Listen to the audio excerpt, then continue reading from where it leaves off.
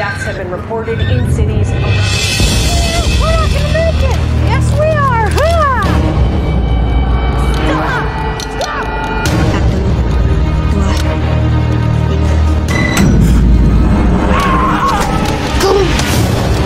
What do you see? Halo semuanya, kembali lagi bersama saya Kim. Kali ini saya akan menceritakan film yang berjudul The Park. Film ini menceritakan tentang di mana dunia sedang dilanda virus yang entah datang dari mana, dan virus ini sangat mematikan.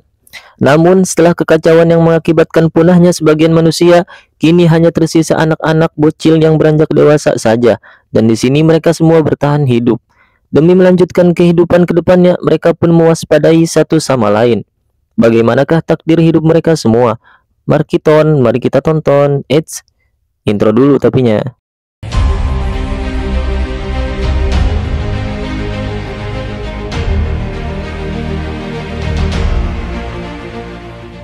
Deaths have been reported in cities around the world. Kekacauan melanda dunia di mana virus mematikan yang entah datang dari mana telah menyerang manusia yang membuat sebagian manusia punah. Tapi virus ini menyerang kepada orang-orang dewasa saja, sementara anak-anak yang beranjak remaja tidak terkena. Namun jikalau ada anak-anak kecil yang terkena, maka efeknya pun akan terasa ketika usia dia beranjak dewasa. Film ini berbeda dengan film yang lain, dimana kalau film-film yang lain biasanya ceria-ceria dulu. Tapi film ini diawali dengan sebut saja namanya Sad Boy. Yang mana si Sad Boy ini baru mulai acting udah di shutdown sama sutradara. Ketika lagi asik-asik main mobilan, tiba-tiba datang dua orang psikopat. Sebut saja namanya Bedul dan Markona, yang mana mereka akan membegal si Sad Boy. Namun Sad Boy menolak karena baru aja dia acting masa udahan sih. Dikarenakan menolak, sutradara pun men-shutdown si Sad Boy dengan membogemnya pakai golok kurban. Trot. Namun emang dasar si Sad Boy ya, isi tasnya cuma punya mobilan. Padahal mereka berdua sedang sangat kehausan, mencari-cari air. Dan tiba-tiba mereka mendengar suara gogorokan dari arah lain. Bansos, bansos. Lalu mereka pun mendatangi tempat tersebut. Dan ternyata tempat tersebut tidak ada di denah peta yang mereka miliki. Dan tiba-tiba mereka melihat ada seseorang di sana yang memiliki banyak air. Namun dia memiliki senjata berat. Lalu mereka pun cabut untuk mempersiapkan rencananya. Tapi lah, ini air banyak cok. Lu susah-susah nyari air, ini banyak cok anjir. Mungkin mereka lagi kena genjutsu Madara kali bang. Jadinya mereka anggap itu gak ada, padahal ada banyak. Aduh. Tapi kita positif thinking aja ya. Mungkin air itu juga sudah terkena virus. Jadi dia tuh kagak pada ngambil air di situ. Oh gitu ya bang. Iya. Gak tahu juga sih gue. Lalu si Bedul menanyakan apa rencananya, dan si Markona pun menjawab bahwa si Bedul mah disuruh jaga kawasan aja sambil bersembunyi. Namun si Bedul sedikit tak terima dikarenakan ia ditinggalkan sendokir di wilayah Bulumeni, yang mana Bulumeni adalah orang-orang bersenjata, yang mana mereka telah menemukan kakek-kakek yang terbungkus plastik biru dan tenggorokannya tersayat seperti babi. Like pigs. Lalu si Markona pun berbacot teriak dengan mengatakan, jangan jadi pengecut loh, masa laki-laki pengecut? Udah napa, palingan itu cuma cerita hantu aja. Lalu si Bedul pun mengatakan bahwa itu bukan cerita hantu. It ain't no story. Dan Markona pun melakukan rencananya. Ternyata rencana si Markona ialah dengan berpura-pura kesemutan nyeri otot. Aduh, nyeri otot. Dan sebut saja ini si Siti. Si Siti pun menyuruh Markona untuk berhenti. Lalu Markona pun mengatakan bahwa ia sedang sangat kehausan. Please. Lalu si Siti yang masih ada sifat peri kemanusiaan pun mengajak si Markona untuk menemuinya di ayunan jazz. Alhamdulillah si Markona ternyata dikasih juga tuh airnya. Thank you. Di sana Markona memberitahukan bahwa ia sedang menuju kota Derby. Terdapat rumor bahwa di kota Derby tersebut ada seorang anak jenius yang bisa membuat vaksin. Walaupun cerita tadi masih kabar burung, tampaknya cerita tersebut membuat si Siti penasaran. Lalu Siti pun menanyakan apakah Markona ini sendirian atau banyakan. Yes. Lalu di saat si Siti lengah dengan menaruh senjatanya, Markona pun merebut senjata tersebut dan mendodongkannya ke si Siti. Anjir. Padahal udah dikasih air, malah gini balasannya. Dikasih hati minta sapi. Namun si Siti mah tampaknya selalu-selalu aja cuy. Dan ketika Markona ingin menembak, ciba-ciba ternyata si Siti selangkah lebih maju, dan senjata tersebut ialah dusta belaka, alias senjata tersebut ialah senjata mainan. Kena batunya lu Markona. Merasa terpojok, Markona pun memanggil temannya. Dikarenakan temannya gabut, karenakan temannya nggak boleh nyaut sama sutradara, ya udah tuh temennya diem aja. Daripada filmnya gagal kan, terus gak digaji, ya mending nurut aja lah. Lalu di saat mundur-mundur, kaki si Markona kesurak besi. Yang mana besi tersebut adalah besi kematian alias paku beton, yang membuat si Markona jojolotoan teriak kesakitan. Dan ternyata si Siti tidak sekejam yang kita kira. Ya biasanya mah kan kalau musuh KO dia langsung disiksa gitu. Namun di sini ternyata si Siti mengobati si Markona. Wih, not bad. Dan di saat si Markona manggil si Siti, "Oi, chill. Si Siti nyaut dengan mengaku namanya adalah Kuan. Ya tinggal tambahin aja berarti. Jadi namanya Siti Kuan. Di saat malam tiba, Kuan menyajikan memberikan makanan untuk si Markona. Lalu Markona yang gak betah dipanggil namanya sama gue. Lalu ia pun mengatakan bahwa namanya adalah Ines. Anjay, udah kayak orang Sunda baik. Tapi ejaannya dalam bahasa Perancis. Ines, anjay. That's my name, it's French. Lalu di saat pamer skill bahasa, Kuan pun mengatakan bahwa ibunya menguasai 20 bahasa. Dan Kuan pun ingin mengikuti ibunya dengan menghafal banyak bahasa. Salah satu contohnya ketika dulu ia sering dikelilingi buku-buku. Ia pun belajar menghitung dari 1 sampai 10 dengan menggunakan bahasa Indonesia. Anjay, ada Indonesianya coy. 1, 2, 3. Ketika Kuan ditanya mengapa ia membantunya, lalu Kuan pun menjawab bahwa demi melancarkan proyeknya, ia pun tidak bisa sendirian dan proyek tersebut namai Al-Shifa. Yang mana Al-Shifa adalah teknik pengobatan yang ditulis oleh bangsa Persia dan dibukukan. Nah, di situ Kuan berniat untuk mempelajari teknik pengobatan tersebut. Dan apabila kita berhasil menguasainya, maka orang yang sakit parah pun bisa sembuh.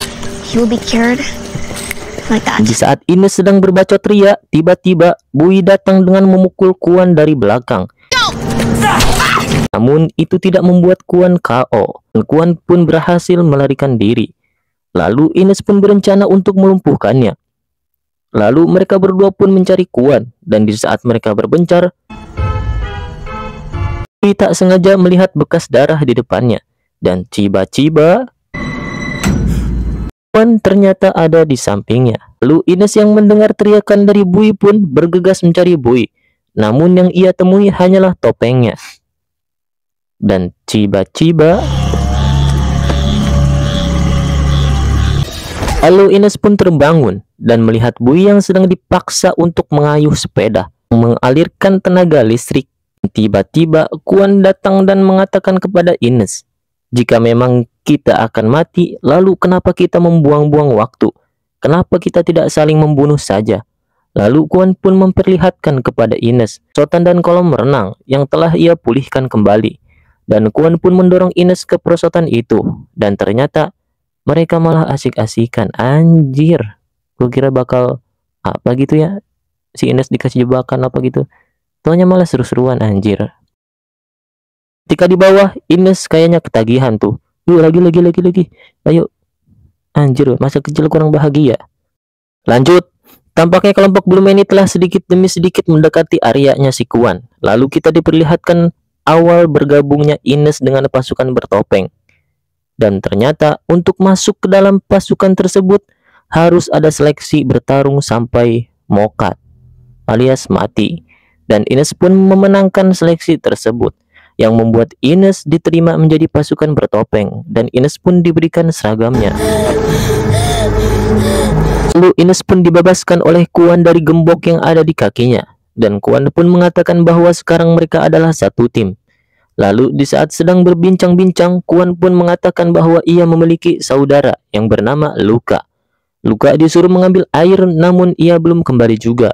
Dan mengatakan bahwa Luka selalu membawa mainan mobil kecil. Sontak Ines yang mendengar pernyataan dari Kuan pun terbengong karena orang tersebut adalah orang yang telah dibunuh olehnya. Biscuit. Ketika Ines ditanya apakah ia melihat luka saat perjalanan ke sini, Ines pun menjawab melihatnya dengan rasa yang sangat bersalah. Di saat Kuan memberikan isyarat kepada luka yang padahal luka udah meninggoy di shutdown sama sutradara, dan saat itu juga ternyata Blue Manny juga melihat kembang api tersebut. Cerita Bui yang tak tahan ingin pergi dari tempat tersebut memanggil Ines untuk mengajaknya pergi. Namun di saat perdebatan yang membuat Bui tak sengaja melukai tangan Ines, ternyata Bui melukai tangan Ines dengan menggunakan barang milik luka.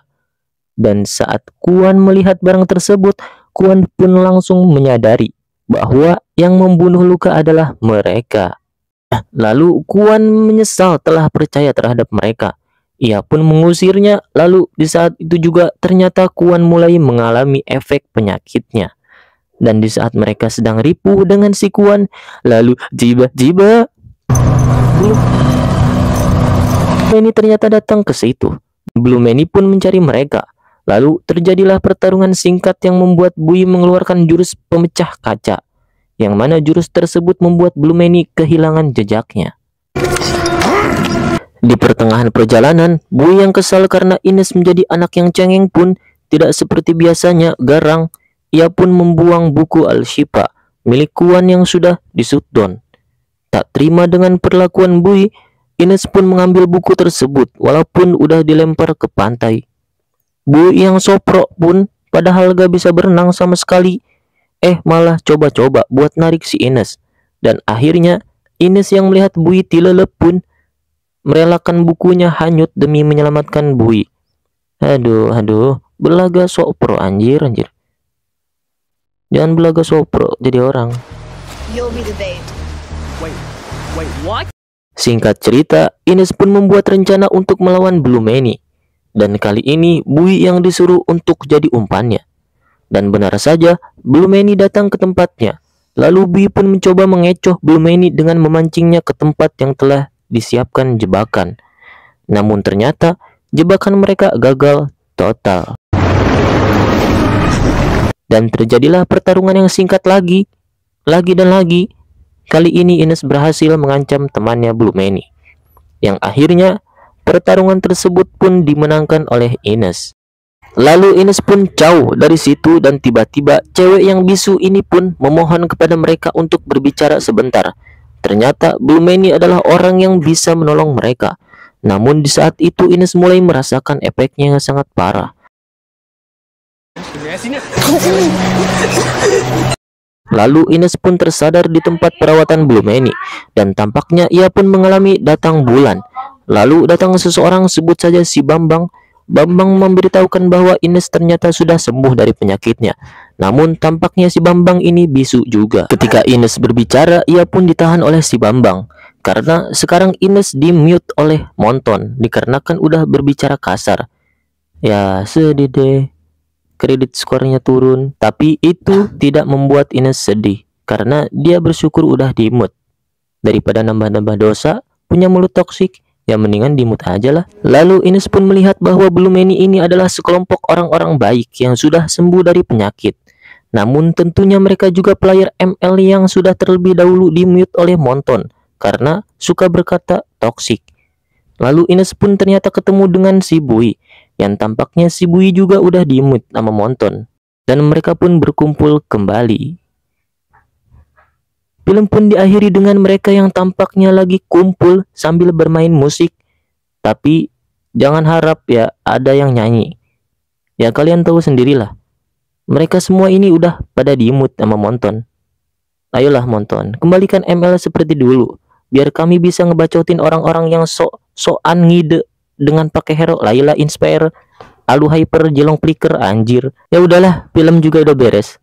Jadi menurut kalian gimana filmnya nih? Apakah seru? Udahlah ya, seru-seruin aja ya, biar si Kimak ini seneng.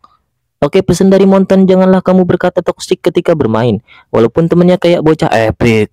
Karena kalau kalian toksik maka kalian akan di-mute, seperti orang-orang yang ada di film ini. Hah? Ya. Terima kasih udah nonton ya. Mohon maaf apabila ada salah-salah kata. Wassalamualaikum warahmatullahi wabarakatuh. Anjay, cus, lebel.